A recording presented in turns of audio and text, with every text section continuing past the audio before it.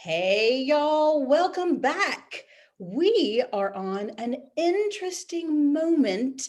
Maybe you saw us do this last month, but we're bringing it back every month in 2021. Welcome to the What They Said podcast with special guest host Caitlin. Caitlin, welcome back. Thank you. Hair is looking amazing. Yes, I'm very excited. My secret is taking a shower and then putting it in a bun. Oh, thank you for that pro tip. Yes, How pro would tip. I Pro don't tip have from enough depressed keyboard. people. I love it. I would love for you, for those that didn't listen or watch in January, please tell our audience, what is this thing we're doing, What They Said project, and why are you the perfect co-host to come and play with us? The perfect co-host. Okay, so what we are doing stemmed from the fact that I was a little hesitant to come on the What She Said project because I am non-binary and I do not use she to describe myself. So I talked to Shannon and we decided I would come on and do a show about they them pronouns and about non-binary gender identity. And then we realized that we had a lot to talk about. So it turned into this monthly sort of takeover. So I'll be here once a month in 2021 talking about queerness and gender identity and just a little more about me. I am a non-binary, queer, neurodiverse writer, marketer, and life coach. So I do lots of things with words and I help other people. And you don't have to be queer to work with me, but I am definitely a safe place for queer people to come with their issues and needs. One of the things I've noticed in some clients, my clients do tend to be either millennial or Gen X. I'm Gen X 74, not to, I know it's looking good, keeping it together. I have noticed that the new generation that they're around, millennials or Gen Z, they use certain terminology and frameworks in a way that some Gen Xers have no access to. In fact, if we go a generation above me or to my parents' generation, my dad doesn't even know someone who wanted Bernie in office. I'm like, Dad, you don't know anybody? And he said, No. I said, Well, if you had them in your world, you would know. And he laughed. So, a part of what we're doing here at the What They Said project in February is we are loving up our queer friends, our neurodiverse friends. We're going to ask some specific questions because what we know about implicit bias, and this is something I always talk about, is that it lives in all of us. And the best way we can not be a jerk unintentionally, hopefully not intentionally, is to question our stories and our understanding from a loving framework. So I'm so grateful because hey, in my work, I'm going to make mistakes. I'm going to talk about one today. I want to show and I want to give you a resource. So, Caitlin, thank you for being that resource for us. Absolutely. I am happy to be here. And I'm so happy that this turned into an ongoing project for us instead of just like a one-time thing. Well, it's important because our world is moving forward and you don't want to be left behind. It could affect your familial relationships, your relationships at your work. I mean, and I'm going to say, I'm 100% sure if you're listening to my podcast, if you know me, then we are moving forward in a direction that is non-harming. Harm reduction, folks. That's what we're wanting. And so I'm giving you an opportunity to have a focused moment right here with Caitlin. So, Caitlin, I am very excited to jump in to our programming today, which is top 5 questions you don't want to ask queer people.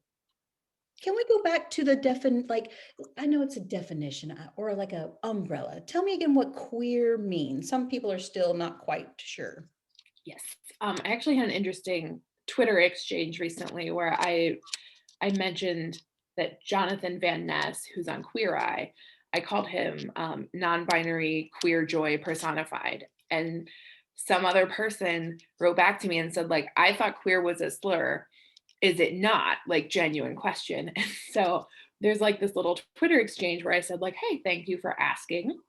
Queer has been reclaimed. So there are some LGBTQ, well, LGBT plus The Q is for queer. Um, People who don't like the term queer, and so they don't self-identify queer, and those people aren't queer. They don't use that for themselves, and that's fine. So you'll see some people saying like the gay community or the LGBT community, meaning lesbian, gay, bisexual, transgender. You might see bi plus, which is bisexual, pansexual, omnisexual, anything that's more than one gender attraction. There's so many terms we could talk about. Um, but generally speaking, queer encompasses any of those sort of like different gender identities, different sexual orientations, anything on that sort of rainbow spectrum. Um, you can self-identify as queer. So I was talking with a mom of a questioning child, lots of questions on the play, and that mom is a cisgender heterosexual in the second marriage, and this is really throwing them for a loop. So one of the things I recommended, and I don't know if it's good, but I asked if their child watched Steven Universe. There are some new shows that are normalizing. So what you and I are doing is normalizing this conversation. Mhm. Steven Universe normalizes it in a way that I find artistic and beautiful and fascinating. Do you know anything about that show? I know it's very Gorgeous. I love Steven Universe. yes. And so if you're Yes, listening to I this, love it. go ahead, go ahead. I was I was actually hoping to do a session at a local queer geek convention in Cleveland called Flaming River Con. Um, Obviously, they didn't do it in 2020, but I was planning to submit a session talking about trauma processing as told through the Steven Universe movie, because there's so much trauma processing that happens in Steven Universe, Yeah. just on top of the queerness that's in it. So I love the show. I know you can. Some people describe it as lesbian space rocks. It's just like gender neutral lesbian space rocks, which is pretty accurate. Well, there you go. So a part of what that show has done is it's given, if a family member would watch it with their child who's already watching it, Mhm. then what it can do is give you a framework to talk about it. So we're kind of doing that today. So I would love to, not about Steven Universe, but we'll put it on the plan for maybe April or something. Yes. Ooh, love it. Okay. So top 5 questions. You did some research on your Facebook page. I was watching and noticing all the wonderful support you were getting for this. Tell me what you would say is the number one or your number one question not to ask a queer person. Okay. So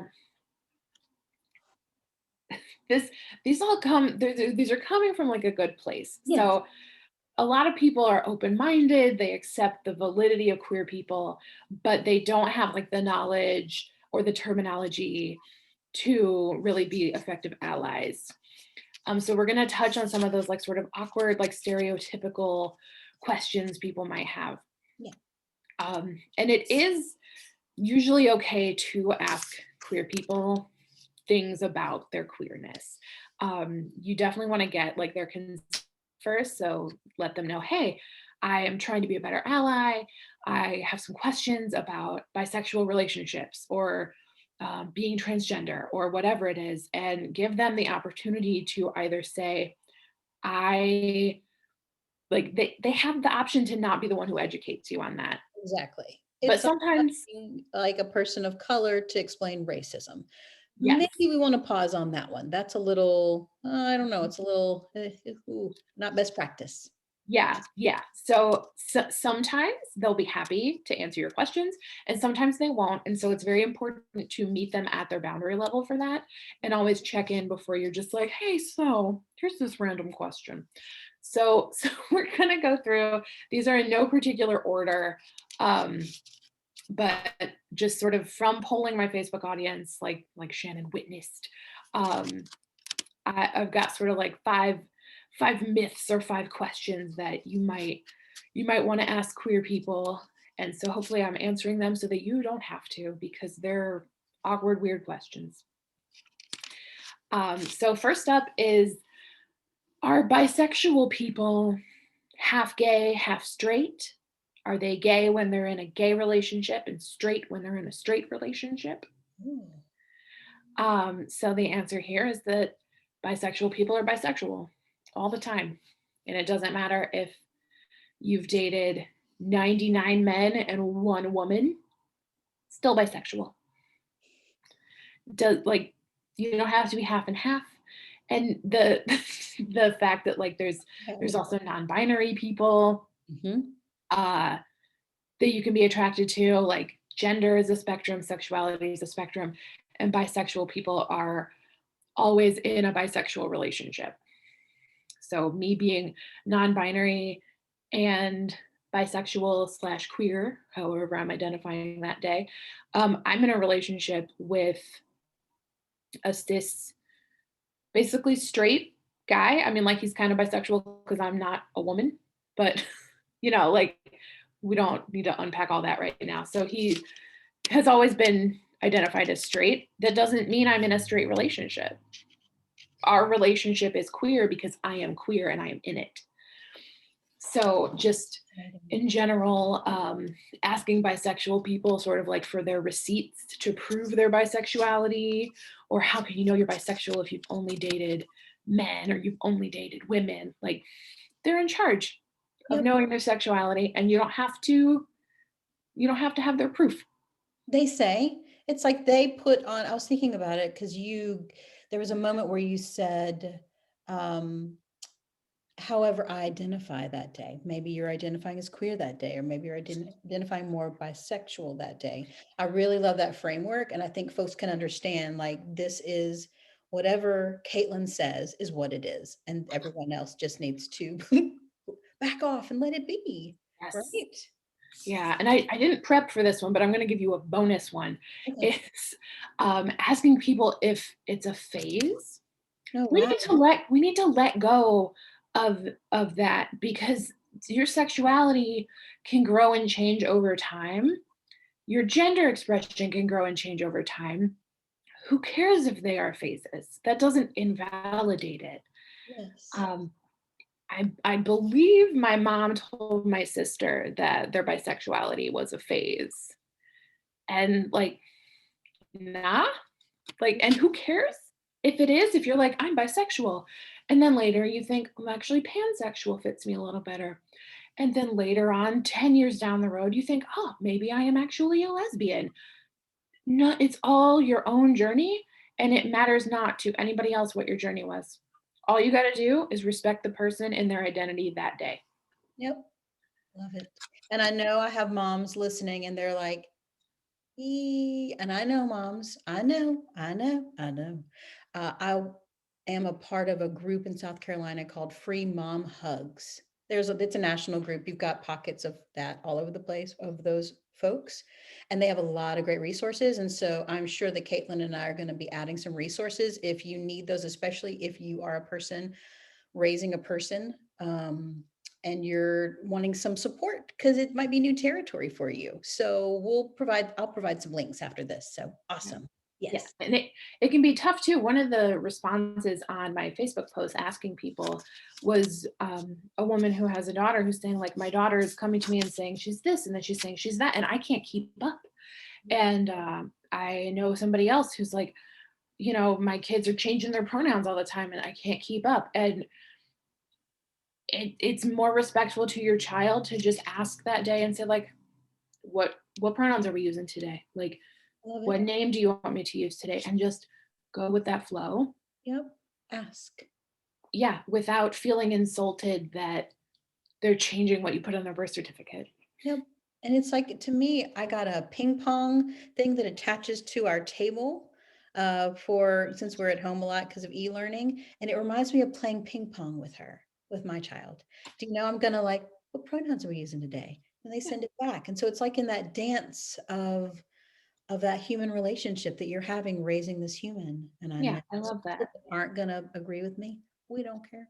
This is for the folks that are curious, also noticing that might be a good reason for folks to hire you as a coach. That particular niche you have.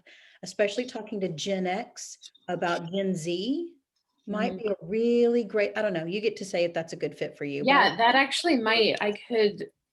One of my clients is, I believe, Gen X. She's a little older than I am, and she has several kids. And sometimes she's like, I don't know what's going on, and so like helping her be more sort of patient Mm. with that and understanding that like phases aren't bad. Like why should you know exactly what you are for the rest of your life? I change all the time. And pan means it depends on the person that's in front of you. Yes. That is like, when I learned about pan and had some folks tell me about pan, I was like, oh wow, I really like that one. Like, I'm not, disparaging anything else, but I'm like, that that makes sense. So Mhm. why? So it's like, what if it was truly about the person? Well, that Mhm. feels great. That feels like it could be love or sexual attraction or whatever other relationship. Yeah, I love that. Great. And Yeah. there's a lot of overlap between bisexual and pansexual, and some people are comfortable sort of flowing between the two. Other people feel like I just like bisexual better for me. Yeah. We have pride flags up as curtains in our living room, my roommate and I, and we have a pan pride flag that's hers, and we have a bi pride flag that's mine. And like during like the golden hour, when like the sun is like just at like the right angle, the whole room lights up like pink through these flags, and I love it. I love it. It's just gorgeous, and I'm like, look at all these colors. It's just Oh, great. beautiful. I love it. Okay, that was wonderful. Thank you for all of that. We were like, we went on a tangent. We're back I up. love queer tangents are my jam. So fun. And I hope, folks, if you are listening to this or watching it and you have a question and you don't want to, I'm not going to talk about you on my Facebook page, but if you have a question, send it to me, send it to Caitlin. Like, this is what this month is for. And so we'll respond to you, but we'll also use it anonymously for our next post in March. Yes. Yeah, all the questions, Yes. anything you're scared to ask queer people, like ask me. Cool. I'm it's like detached. It's not like you're in my face asking me like for my receipts on my relationships, because we just learned that that would be rude. So And especially like if you're in a work relationship where there's like a power differential between you, I'm just flagging it because I work as a theater of the oppressed facilitator. I work with power a lot, noticing where folks either like perceived or real the power differential is, and often queer folks are marginalized. And so there might be some danger in there. And I know you and I are talking about that there's a lot of evidence to show that these moments have the potential for someone to be really harmed. And not the person who has the power, but the person who is queer. In a work situation, in a home situation, the statistics on homeless queer youth are horrible, and I hope to help work on some of that. And so maybe some of this will too. All right, Shannon tangent. okay, tangent over. So Okay. so my second question is actually a really big stereotype and myth within the queer community itself. And there's a lot of like, I don't want to say infighting, but kind of infighting between the bi and the pan communities. And that myth or question is, do bisexual people only recognize two genders? So, do bisexual people only exist in the male to female binary?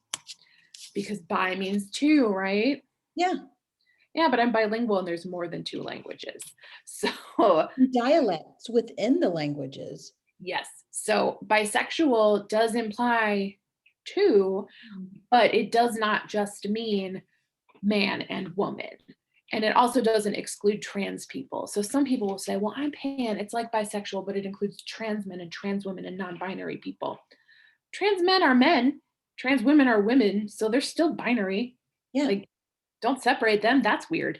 yeah. Uh, so the thing about bisexuality is that it can be attraction to two or more genders. It can mean attraction to genders both like and unlike your own, two different ways. Um, some bisexual people can be attracted to non-binary people and women, which is two. It just doesn't include men. So that the bi in bisexuality does not inherently mean the gender binary is the only thing that they're attracted to. So that is the big one within the queer community. I remember I was having some kind of Facebook comment thread about bi versus pan, and somebody came in and said, well, I use pan because my trans friends asked me to. They said it was more respectful. And I was like, okay, but like, do you see how that's reinforcing the stereotype that bisexual people are transphobic? And she's like, well, like I said, I did it to respect those friends. And I'm like, well, that whole jam is reinforcing the stereotype that bisexual people are being transphobic, which they're not. So that is the end of that myth. Oh, that's fascinating. Okay, and so for folks that are just newly learning about it, when people say binary, that means like two things, or maybe some people think of it as opposites. Yes. Yes, and so you might have a millennial or a Gen Zer in your life, and they could be like, why are you being so binary about that? That could be like you're being very strict, that there's nothing in between that's like, so for our purposes, we were talking about gender binary, which is just masculine, just feminine, right? Am I on the right words? Yes. More So words to it. the gender binary is that you are a man or you are a woman. Those are the two boxes that your gender can fit in. And what we have learned through decades of research, much of which was burned in Nazi Germany, Oh, there is a whole spectrum of gender. of course. And non-binary just means that you're not in that man or woman box. Perfect. I love it. And then you can just mix it up in all the creative ways. See, I, as an artist, love this conversation because really what for me it is, it like opens things up for possibility and conversation. This is why I love millennials. Y'all are like, there's another option. Actually, there's 30,000. And I'm like, Yeah, oh, 1 bajillion. I also love that there's a high correlation between autism and gender queerness, because the autistic brain often is like, well, that rule doesn't make any sense. Why would that be the rule?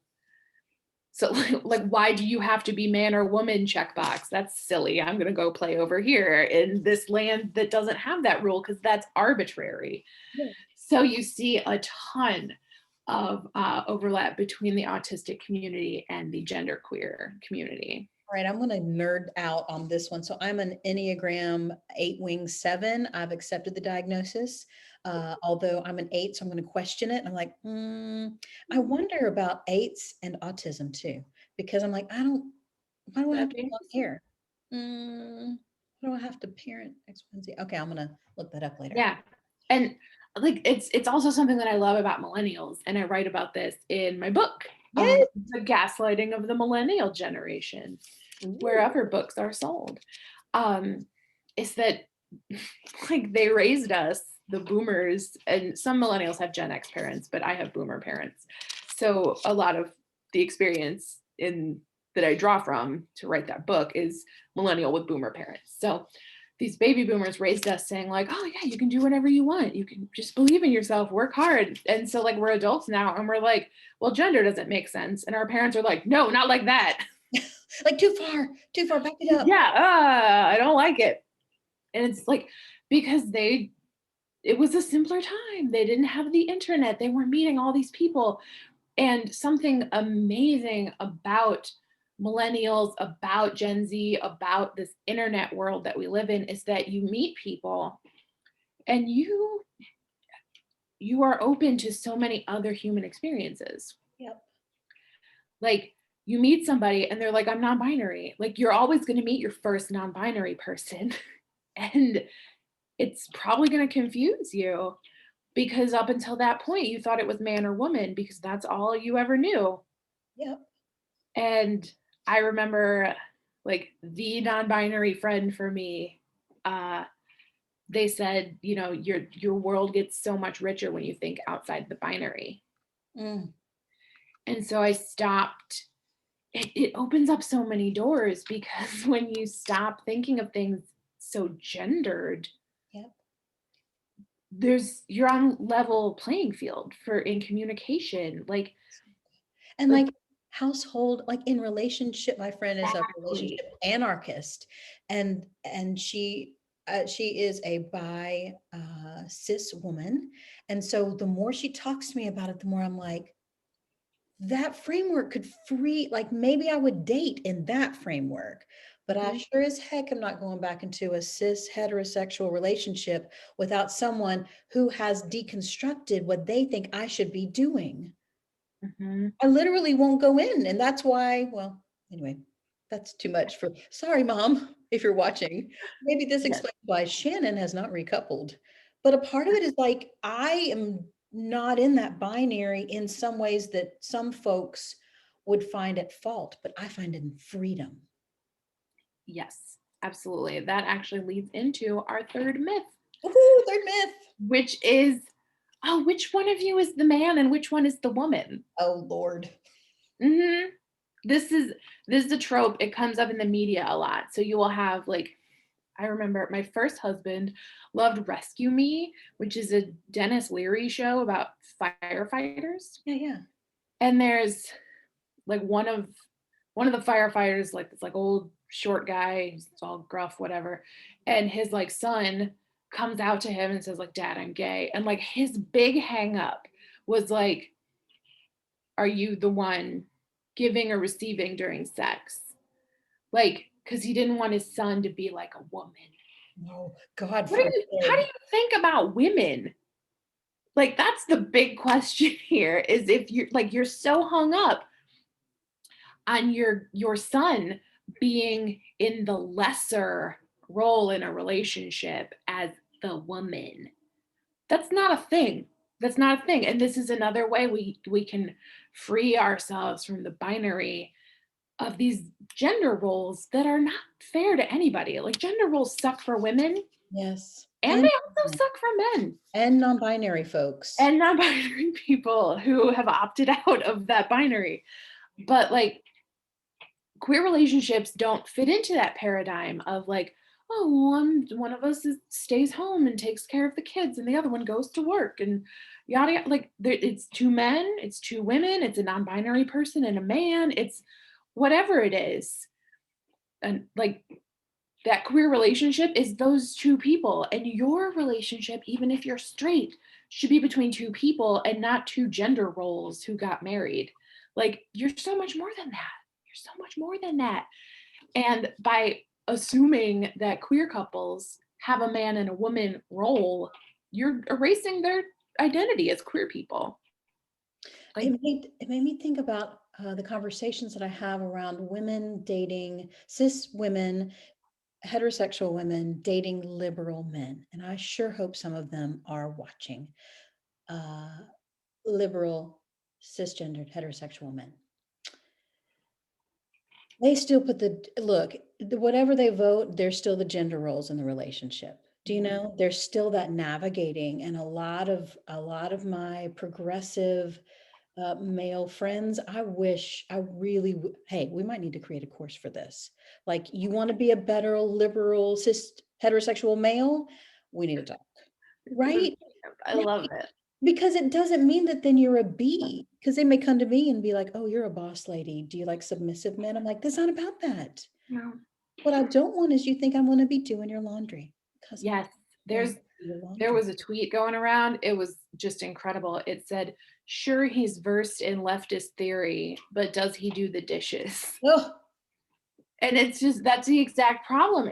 It's like you can have these men who, or anybody real. I mean, this we're doing the eh, binary. It can be anybody, but yes. typically it's men because they still have that gender privilege of not having to be the one who runs the household.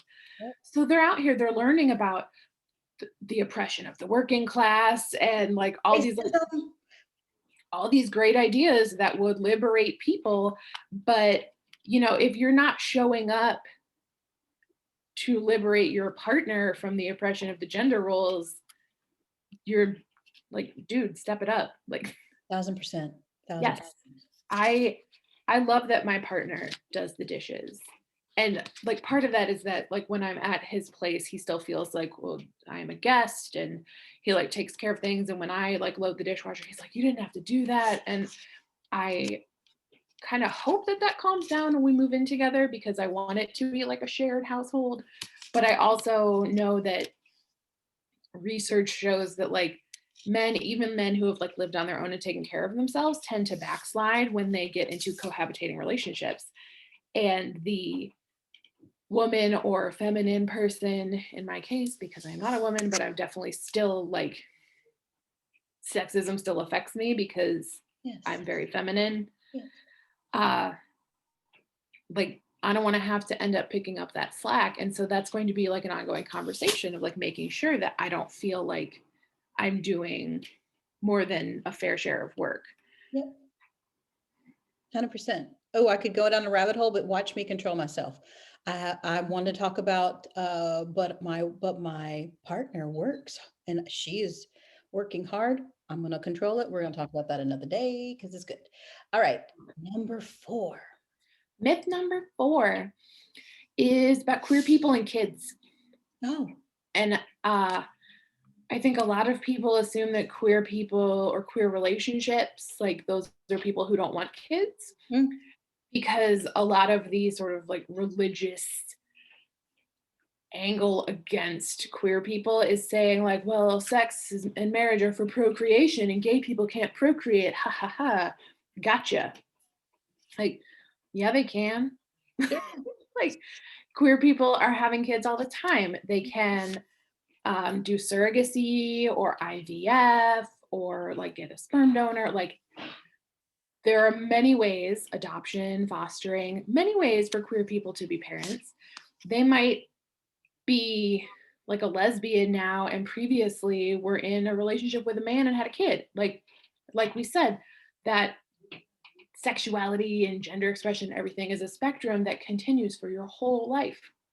Yep.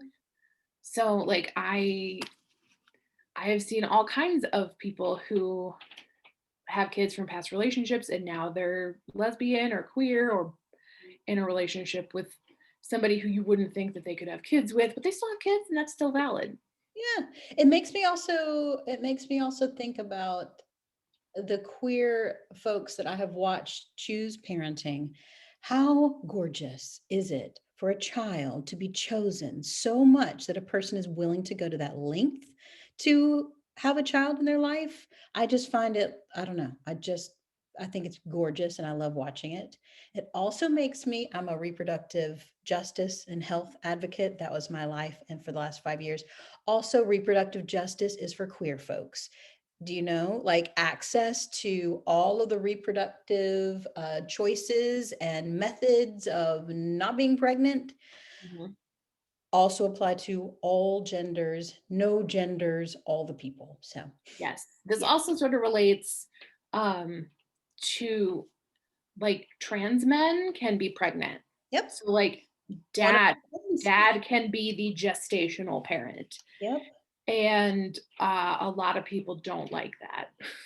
So I people will say like, men can't give birth and things like that. But this is a way that, I mean, people might say it's woke culture or being politically correct, but saying things like pregnant people yes. and saying reproductive justice Yep. and saying menstrual products instead of feminine Feminine. women's rights, Yep. things like that, because it's not gendered, Access. and like it's not just women who have these organs. I would like to also trained doctors for quite a while. And one of the things that I hoped someone in the room would hear is reproductive justice oriented OBGYNs who are LGBT, what are we saying now? LGB plus? LGBT. LGBTQ plus, all the things, affirming and making that very clear so that we don't have harm happen. Like even with my friend who had trans male, carried the child himself through the pregnancy in New York City, had trouble finding someone who would be affirming of that pregnancy. Yep. Wow. Yep. Yeah. So, and all the other markers, like there's no reason that they were in a married relationship, all Mhm. things like, and still they could not, they have money, couldn't, they had real, Yeah. yep, lots of harm. Gender affirming care is very important, and it's something that like we see growing, Mhm. but it needs to grow faster. Yep, But there's so much stigma, there's so much like religious pushback, yep, which shouldn't have any place because separation of church and state, and like we should be taking care of people. yep, So I've seen a lot of midwives and doulas, or people like getting those certifications yep. so that they can provide that gender affirming birth care. Love it. All right. Really? We could go way down this rabbit hole because I am in South Carolina and something just happened. But that I'm going to control myself and do number 5. Number 5 is that uh, you don't necessarily want to assume someone's gender by their looks. So, Thanks. um, I'm grateful for this one. yes.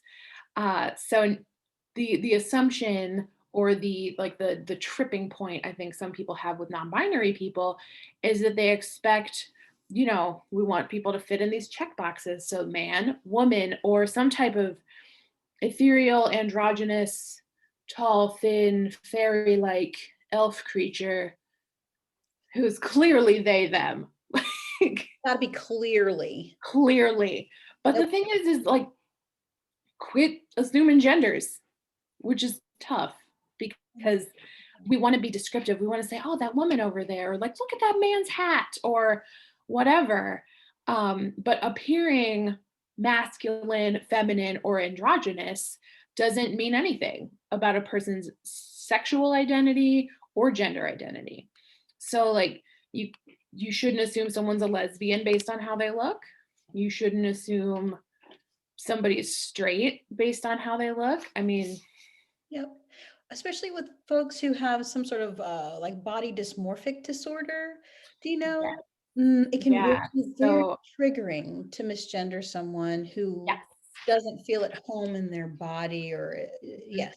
Mm, Yeah. So, gender dysphoria is not something that all trans people have. Some trans people, like, you can have gone through like a testosterone puberty and be 6'2" and just be like, I'm a woman, and dress in the clothes that makes you comfortable and have a low register voice, and you're completely comfortable with that. mm. And you might throw people off, or they might want to put you in the non-binary box and think, oh, well, like, I can't really tell by looking at you what gender you are, so you must be in the middle. Like, just ask. And It, rather than just ask, make sure they know it's safe. yeah. So you can say, like, hi, I'm Caitlin. I use they, them pronouns. Like, lovely to meet you. Or you can say, I'm Shannon. I use she, her pronouns. And this normalizes pronouns, first of all, which we can all do. So whether you're cis, whether you're trans, whether you're whatever, I mean, it's basically cis or trans, but normalizing pronouns, especially in like the workplace. So I've gotten emails uh, from people where they say like she, her in the email signature, and I'm like, thank you for this, because it normalizes it. Because when only trans people are putting pronouns in their bios, then that's like a marker for them to be marginalized. That's a marker for you to say, oh, you've got pronouns in your profile, so I bet you're a trans person, and I'm going to cyberbully you.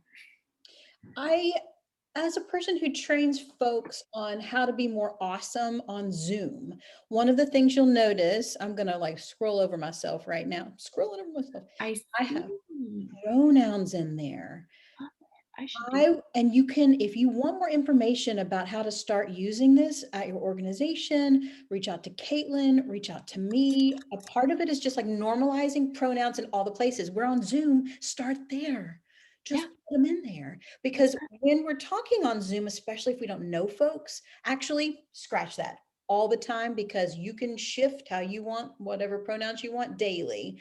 So put your pronouns in there. That encourages folks to do the same. If you're holding space for the meeting, invite folks to put, a lot of folks don't know we're doing this, invite them in. Hey, folks, we're going to put our pronouns. You can rename yourself by scrolling over your picture, clicking on the three little dots, and then you can rename yourself and add your pronouns because we want to make sure and not to cause harm.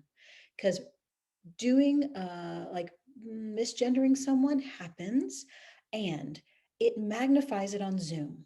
It just magnifies it because it's in public, right? And so that is pro tip from Shannon and Caitlin.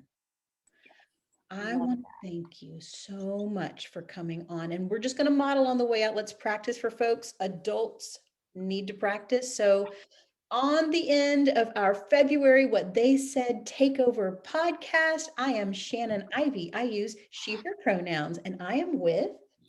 Caitlin Fisher, and I use they, them pronouns. I cannot wait to have you back in a month, but between now and then, we're going to have lots of links so you guys can scroll around, get some resources. You have specific questions, we want to answer them. Thank you so much, Caitlin. Send us your questions. Can't wait to see you in a month. Have a fabulous rest of your day. Thank you. You too. This was really fun. This was good. I appreciate all that you're doing for us. Thank you. You are welcome.